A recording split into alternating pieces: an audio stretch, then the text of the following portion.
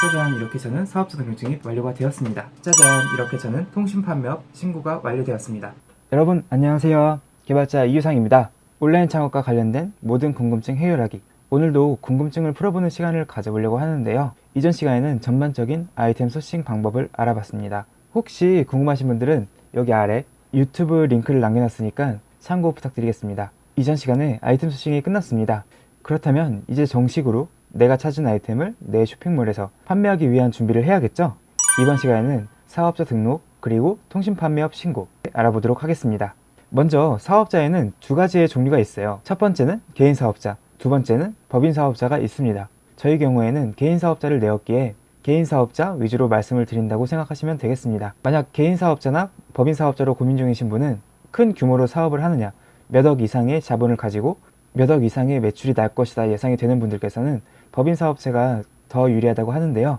저 같은 경우는 아직은 영세한 것도 있기 때문에 개인 사업자로 시작을 했습니다. 참고로 개인 사업자의 경우에도 추후에 법인 사업자로 변환이 가능하다고 하기 때문에 참고하시길 바라겠습니다.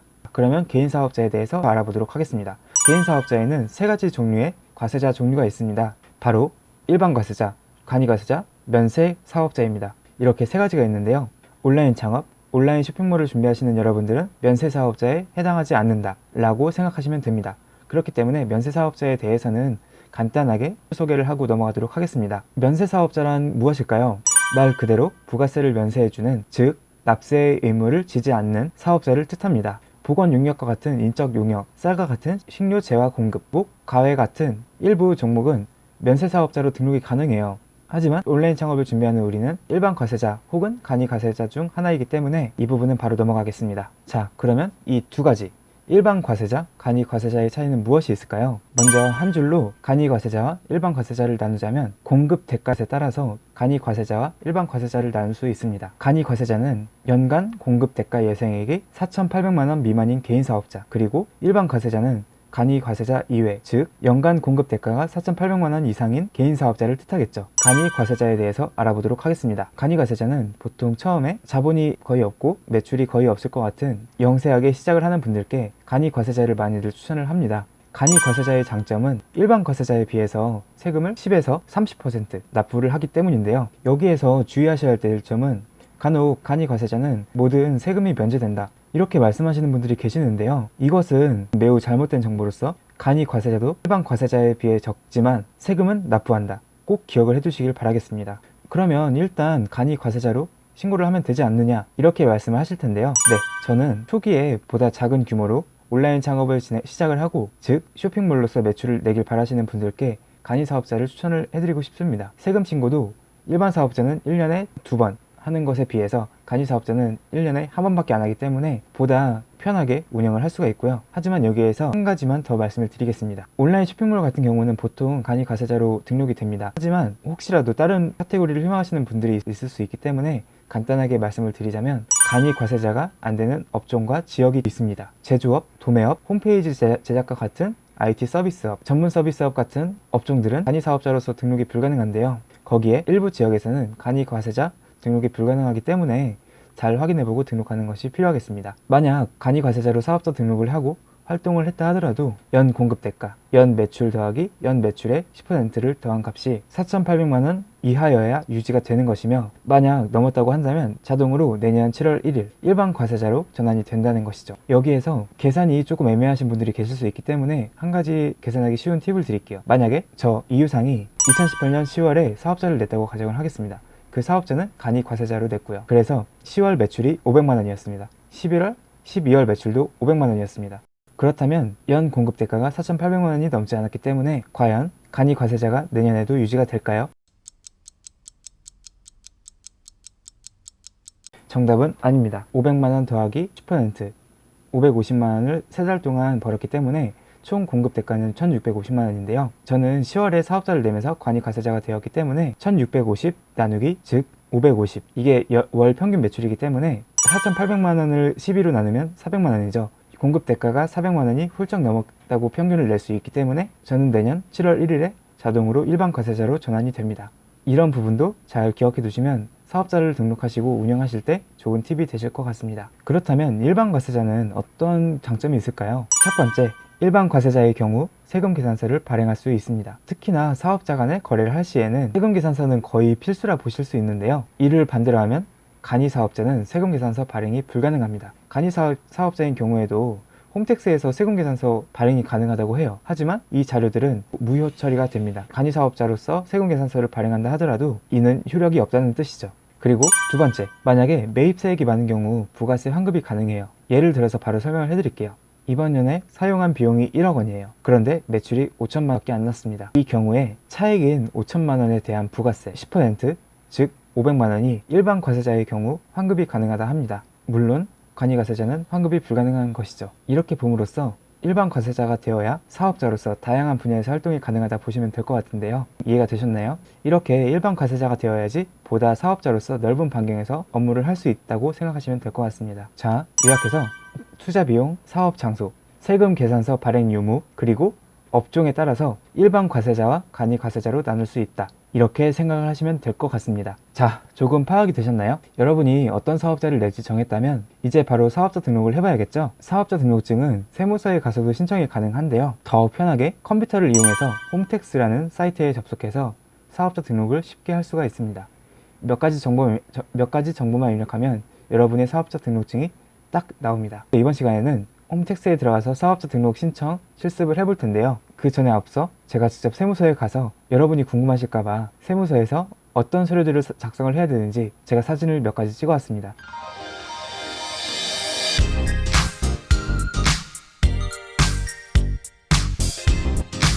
세무서에 도착했습니다.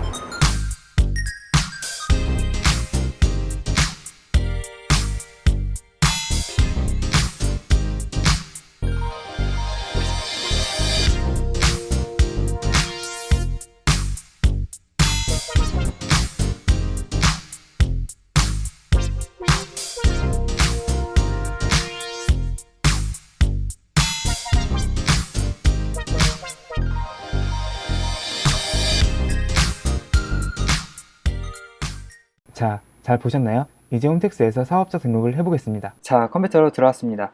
이제 우리는 홈택스에 들어가서 개인 사업자 등록을 해볼 텐데요. 바로 네이버에서 홈택스를 입력합니다. 홈택스를 입력하면 이렇게 국세청 홈택스라는 사이트가 있는데요. 이거를 눌러서 들어가도록 하겠습니다. 이렇게 국세청 홈택스에 들어왔습니다. 이렇게 들어오면 여러가지 메뉴들이 있는데요. 여기에서 조회 발급, 민원 증명, 그 옆에 있는 신청, 제출 버튼을 누릅니다.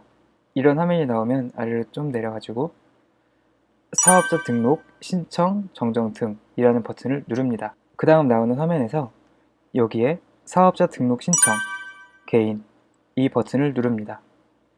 그러면 로그인을 하라고 하는데요. 공인인증서를 통해서 로그인을 하실 수가 있어요. 참고로 공인인증서 같은 경우에는 은행 홈페이지에서 발급이 가능합니다. 로그인을 한 다음에 뵙도록 하겠습니다.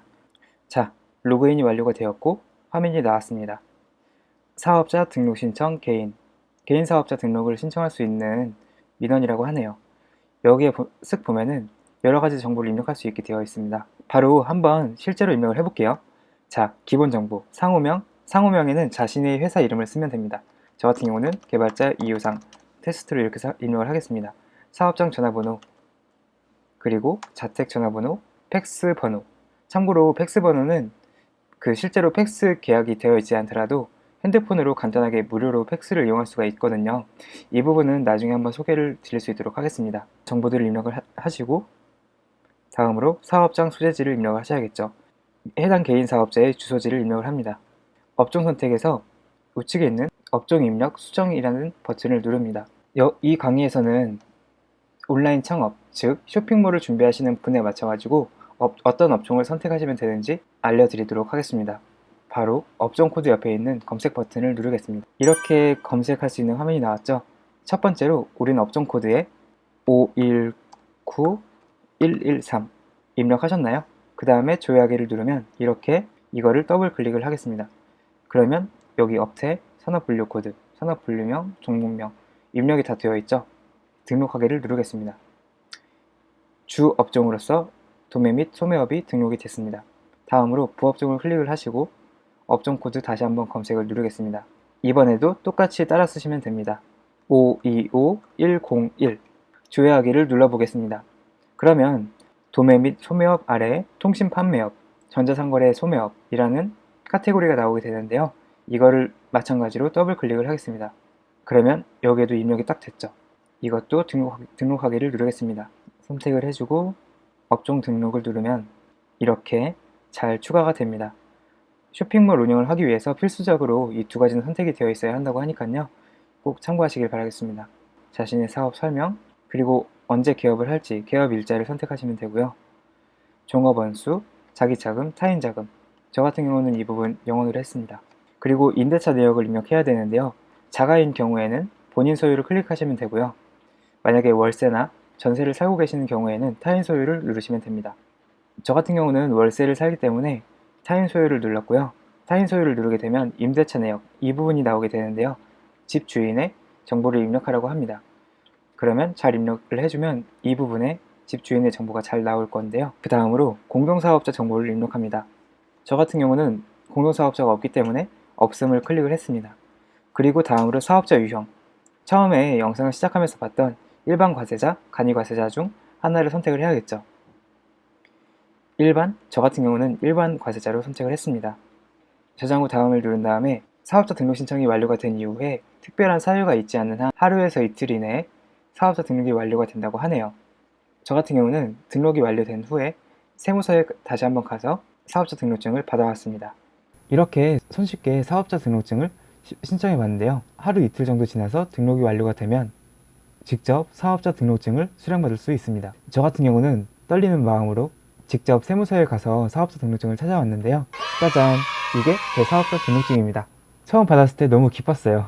그럼 바로 쇼핑몰을 오픈해서 온라인을 통해서 판매할 수 있을까? 아닙니다. 이제 한 가지의 절차가 남아 있는데요. 우리는 온라인을 통해서 물건을 판매할 것이기 때문에 온라인을 통해서 고객과 상거래를 할 것이기 때문에 통신판매업 신고를 해야 합니다. 통신판매업 신고는 아까 보여드렸던 홈택스가 아닌 민원24라는 사이트에서 신고가 가능한데요. 바로 한번 민원24에 들어가서 통신판매업 신고를 해보도록 하겠습니다. 참고로 사업자 등록 번호가 나와야지 통신판매업 신고가 가능하기 때문에 사업자 등록증을 수령하신 후에 이 절차를 진행하시면 되겠습니다. 자, 이번 시간은 통신판매업 신고를 진행해 보도록 하겠습니다. 먼저 통신판매업을 진행하기 이전에 첫 번째로 사업자 등록이 진행이 되어 있으신지 체크 부탁드리고요. 두 번째로 네이버 스마트 스토어에 회원 가입이 되어 있는지 확인 부탁드리겠습니다. 이 두 가지가 준비가 되어 있어야 통신판매업 신고를 제대로 진행할 수가 있습니다. 자, 두 가지가 준비가 되셨다면 바로 한번 통신판매업 신고를 해보도록 하겠습니다. 네이버에서 민원24를 검색합니다. 통신판매업 신고는 홈택스가 아닌 민원24에서 가능하기 때문에 민원24로 들어오셔야 되는데요. 이렇게 민원24를 치고 나온 항목들에서 아래로 조금 내려서 여기에 써있는 정부 민원 포털 민원24 민원.go.kr 이 사이트로 들어가시면 됩니다. 이렇게 들어온 다음에 바로 여기 검색바에 통신판매업 신고라고 입력을 합니다. 그 다음에 엔터를 누릅니다. 자, 로그인을 마치게 되면 통신판매업 신고서를 작성할 수 있는 화면이 나옵니다. 하나하나 같이 해보도록 하겠습니다. 상호, 저 같은 경우에는 개발자 이유상, 등록번호는 000000000, 그리고 사업장 소재지 입력을 해주고요. 자신의 전화번호, 그리고 주소를 입력을 해주고요. 대표자 전화번호를 입력을 해주고 전자우편 주소, 이메일 주소를 입력을 해줍니다. 그리고 인터넷 도메인 이름은 비워도 됩니다. 그런데 여기에 써있는 호스트 서버 소재지 이 부분이 뭘까요? 간단하게 설명을 드릴게요. 호스트 서버라고 하면은 쇼핑몰이 실제로 돌아가고 있는 서버가 위치한 장소, 예를 들어서 우리가 네이버 스마트 스토어라는 곳에 쇼핑몰을 운영하고 있다면 그 네이버에서 스마트 스토어 홈페이지를 운영을 해주겠죠. 그러면 그걸 운영할 수 있게 해주는 서버, 그러니까 서버는 컴퓨터라 보시면 돼요. 컴퓨터 위에서 그 홈페이지가 돌아가게 되는데요. 그 서버가 어디에 소재하고 있는지 그걸 입력해 주시면 되는데, 호스트 서버 소재지에는 경기 성남시 분당구 불정로 6 이렇게 입력을 하시면 됩니다. 스마트 스토어가 돌아가는 서버의 소재는 네이버가 위치한 곳에 있기 때문에 이렇게 입력을 해주시고 넘어가시면 됩니다. 자, 이제 판매 방식은 우리는 인터넷으로 할 거기 때문에 인터넷을 체크해 주고요. 취급 품목, 이거는 여러분의 선택에 따라서 달라지겠죠. 그리고 구비서류에는 여기에 써있는 구매 안전 서비스 이용 확인증을 첨부를 해야 되는데요.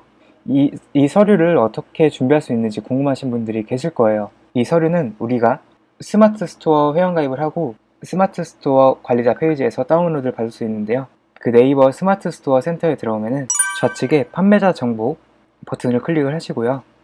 그리고 나오는 화면에서 구매 안전 서비스 이용 확인증 이라는 버튼을 클릭해서 다운로드 받으실 수가 있습니다. 다운로드 받은 파일의 형태는 이렇게 되는데요. 한번 참고하세요. 구매 안전 서비스 이용 확인증을 업로드 해주고 민원 신청이 완료가 된다면 3일에서 4일, 저 같은 경우는 거의 일주일이 걸리긴 했지만 보통 3일에서 4일 정도가 걸린다 하네요. 그 이후에 구청이나 시청에 가셔서 통신판매업 신고증을 직접 수령해 올 수 있습니다. 참고로 통신판매업 신고증 수령을 하고 은행에 가서 45,000원의 금액을 납부해야 되는 것으로 알고 있습니다. 저 같은 경우도 납부를 했고요. 자, 이렇게 해서 통신판매업 신고까지 마무리가 되었습니다. 정말 수고하셨습니다. 이렇게 해서 3에서 5일 정도를 기다리시면 구청이나 시청에서 통신판매업 신고증을 받아가실 수 있습니다. 짜잔! 이렇게 제 통신판매업 신고증이 발급이 되었습니다. 이렇게 저는 사업자 등록증 그리고 통신판매업 신고증을 발급받았기 때문에 사업자로서 활동이 가능해졌을 뿐만이 아니라 온라인 창업, 쇼핑몰을 통해서 고객님들과 상거래를 할 수 있는 자격이 주어지게 된 것이죠.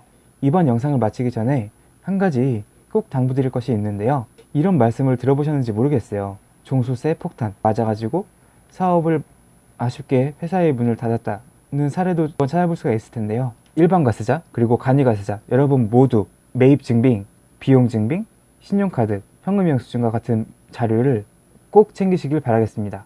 부가세 문제도 있지만 종합소득세의 적용 방법은 일반 과세자이든 간이 과세자이든 똑같기에 모든 자료들을 가지고 계시기를 당부를 드리겠습니다. 이번 영상도 많이 도움이 되었나요? 그렇다면 구독과 좋아요 눌러주시면 너무 감사하겠습니다. 다음 영상도 업그레이드된 컨텐츠로 돌아오도록 하겠습니다. 여러분 이번 영상도 시청해주셔서 너무 감사합니다. 오늘도 좋은 하루 보내세요. 감사합니다.